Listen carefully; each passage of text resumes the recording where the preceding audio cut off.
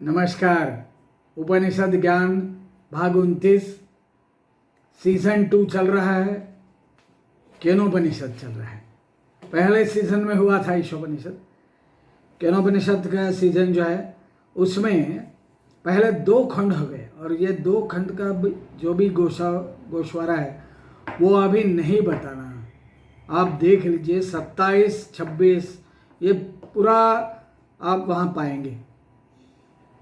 तीसरा खंड शुरू है 28 भाग में, तो उसके बारे में थोड़ा बता देता हूँ कि एक स्टोरी चली है कि अग्नि, वायु, इंद्र ये सब देवता है, परब्रह्म इनसे परे हैं। तो ये जो देवता है वो विजय प्राप्त करने के कारण अहंकारी हो गए। तो उनका अहंकार का नाश करने के लिए क्या कर दिया, एक तेजस्वी पुरुष आकाश में प्रकट हो गया। वो परब्रह्म ने वो रूप लिया था और उसे देखकर ये सब चौकन्ने हो गए। समझो आप कोई दोस्त लोग घूम रहे हो और एकदम अचानक से वहां पर रणबीर कपूर दिखाई देगा तो आप चौकन्ने हो जाओगे, कौन है कौन है, अरे रणबीर कपूर है ना। तो आकर्षण होता है। आकर्षण के कारण उन्होंने देखा, पता नहीं चल रहा था कौन है। और फिर इंद्र तो सबके राजा है, तो उन्होंने बोला कि भाई तुम जाकर यह जो यक्ष है, यक्ष का रूप धारण किया था ना, तो यक्ष है वह कौन है यह देखाओ। तो अग्नि ने आज्ञा शिरसावंद्य मानी, कहने लगे ठीक है, राजा की आज्ञा है, जाएंगे देखेंगे कौन है। और ऐसा इतना दिखता है लेकिन है कौन इतना बड़ा, वो देख लेता हूँ। उसे भी तो उत्सुकता थी ना। तो वह यक्ष के सम्मुख, अब पढ़ रहे हैं तीसरे खंड का 4था श्लोक, स्टोरी भी आएगी। यक्ष के सम्मुख दौड़कर पहुंचा, वहां पर आ गया। उसने, यक्ष ने पूछा है उसको कि तू कौन है, तू तोल पर आ गया। मैं अग्नि हूं। अग्नि ने कहा मैं अग्नि हूं, मैं जातवेदस हूं। ऋग्वेद में आया है ये वर्ड, आप जानते हैं। तो जातवेदस हूं। यक्ष ने पूछा ठीक है, तू अग्नि है, देवता है, जातवेदस है, ठीक है, लेकिन तुम्हारी शक्ति क्या है? What is your power? Ranbir Kapoor आएगा तो आपको तो उसकी शक्ति मालूम है। अग्नि की शक्ति यक्ष को मालूम थी, लेकिन फिर भी पूछ ले।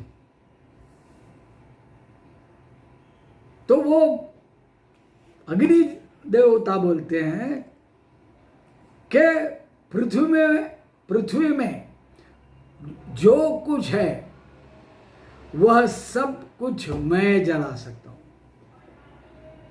सब कुछ मैं जला सकता हूं, तब राख कर दूंगा, राख कर सकता हूं। तो ठीक है, यक्ष ने कहा क्या भाई ठीक है, आप बोलते हो तो मानना पड़ेगा, लेकिन कोई प्रूफ तो चाहिए। क्या प्रूफ चाहिए? कोई भी परीक्षा देने के लिए मैं तैयार हूं। चलो जो भी चाहो जला देता हूं। इसे तो जला के दिखाओ, कहते हैं यक्ष। और अग्नि अपने संपूर्ण बल से इसे जला के दिखाए। क्या रखा? एक तिनका रख दिया, मतलब जो ग्रास आता है ना, उसका एक डंडी होगी, तो उसको तिनका बोलेंगे। एक तिनका उसके सामने रख दिया और जला दो। आह्वान, फिल्मों में तो बड़े आह्वान होते हैं और सब हीरो लोग ही पूरे कर पाते हैं। तो यहाँ पर आह्वान है कि दिखाओ, चलो जला कर दिखाओ। तो अब देवताओं ने वायु से कहा, हे वायु, अग्नि से कहा इसे जला के दिखाओ। अग्नि ने अपने संपूर्ण बल से लपका, संपूर्ण बल लपका, मतलब पूरा बल लगा दिया, किंतु वो तिनके को न जला सका। अग्नि एक ग्रास के तिनके को नहीं जला पाया। तिनका है तो ड्राई ही है, तो दुखी हो गया, उस दुखी से भी ज्यादा लज्जित हो गया। ओ, मैं एक सामान्य तिनका भी नहीं जला सकता। ओ, कितना बल लगा दिया। जैसे आप रामायण में वो नाटक करते हुए देखते हो ना, इसका अच्छा नाटक बन सकता है। अभी तो इन्होंने तो एक श्लोक में बता दिया, मैं भी थोड़े में ही बता रहा हूँ, बता दूंगा, ज़्यादा नहीं बताऊंगा। तो अग्नि बार बार कोशिश करता है तिनका जलाने की। जैसे वो रामायण में है ना, हर एक आता है राजा और वो गांडीव धनुष उठाने की कोशिश करता है, फिर किसी से बनता नहीं है। वो बड़ा रोचक ढंग से दिखा सकते हैं ना, वैसे ही। तो वो सब उन्होंने ट्राई किया, हुआ नहीं, लज्जित हो गया और वापस चला गया। एक लफ्ज नहीं बोला कि सॉरी नहीं। अहंकार जब होता है ना तो बोलते नहीं है, चेहरे पे दिखाई देता है, बोलते नहीं है कि भाई मैं सक्सेस नहीं हुआ हूँ, लज्जित हूँ, सॉरी हूँ, माफ करिए आपका आह्वान में कुछ नहीं, निकल पड़े, वहीं से लौट पड़े। और आके इंद्रदेव से बोले कि ये कौन है यक्ष, मैं नहीं जान सका, क्योंकि वो भी नहीं बताया, उतना ही बता दिया कि मैं नहीं जान सका, मुझे नहीं पता। तो देवताओं ने वायु से कहा कि वायु तुम जाके पता लगाओ है कौन ये। वायु ने भी वो आह्वान स्वीकार कर लिया। जब शक्ति होती है ना तो आह्वान स्वीकारने की इच्छा भी बड़ी होती है, और अच्छी बात है, लेकिन अहंकार ना हो। यही तो इस स्टोरी का मूल सब संदर्भ है। वायु भी आके खड़ा हुआ, उसको भी पूछा तुम कौन हो, तो इसने बोला मैं वायु हूँ। इसे मातरिश्वा मुझे मातरिश्वा कहते हैं। किसी श्लोक में है ना, मातरिश्वा न माहु वेदांतिनो निर्वचनीयमेकम, ऐसा एक श्लोक में है, मातरिश्वा शब्द भी आया है। तो मैं मातरिश्वा हूँ, वायु हूँ। तो यक्ष ने पूछा, अरे तुम्हारी ताकत है ही क्या, क्या है तुम्हारी ताकत बताओ। तो उसने बोला, इस पृथ्वी में जो कुछ है चाहूँ तो मैं सब कुछ समेट कर उड़ा ले जाऊं, सब उड़ा के लेके जा सकता हूँ, वायु की शक्ति है। आजा, बड़ा रंजक होता है ये पढ़ना। आजा, ऐसी बात है तो चलो इस तिनके को उड़ा के दिखा। तिनका वही तिनका रख दिया, या उठाया भी नहीं होगा, पता होगा ना आने वाला है और कोई। तो जो तिनका है वहीं पड़ा था। तो उसने बोला चलो इसको उठा के दिखाओ। वायु ने भी अपना संपूर्ण बल लगा दिया, हो नहीं पाया, चाहे कितनी कोशिश करो। जैसे वो अहंकार की दूसरी स्टोरी में है ना, वो बूढ़े वानर की पूंछ को उठाना है बस, भीम को नहीं उठा पाता है, तो दिखाते रहते उठाने की कोशिश कर रहा है, हो नहीं पाया। तो फिर लौट गए उसी प्रकार जैसे अग्नि लौटे थे, और फिर बोले कि मैं नहीं जान सका कि यक्ष कौन है, वापस आना पड़ा। मघवन, ये मघवन कौन है? इंद्र खुद। सबने बोला महाराज राजा के सिवा अब कोई बचा नहीं है।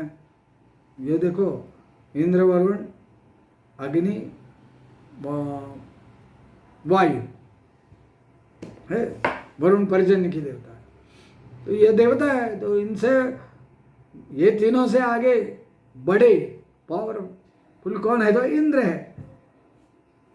इंद्र को कहा कि आप चले जाओ, वो चले गए। इंद्र यक्ष के सम्मुख दौड़कर पहुंचा,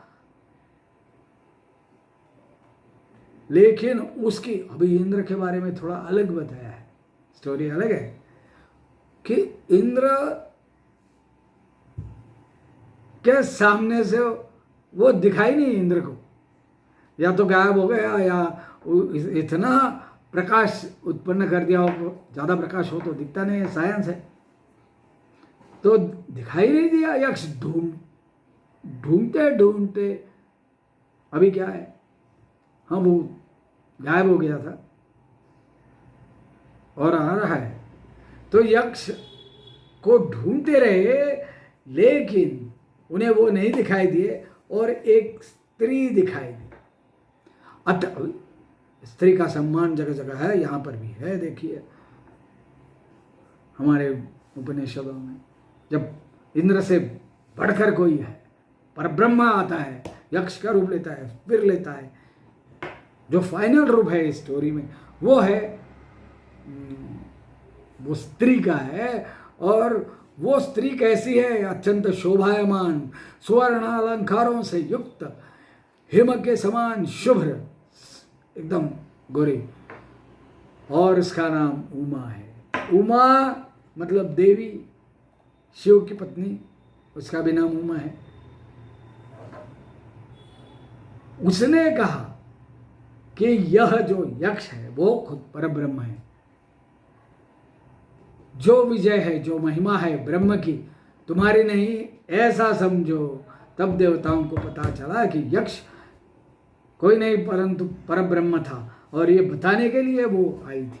वो परब्रह्म नहीं थी, लेकिन उसका इम्पोर्टेंस दिखाने के लिए उमा को भेजा था। और उमा जो है, उन्होंने बताया कि जो यक्ष था कि जिसकी शक्ति से आगे तुम कुछ भी नहीं, वो था ब्रह्मा। तो अर्थ यह है कि ब्रह्मा की शक्ति के आगे तुम कुछ भी नहीं हो। बाकी अगले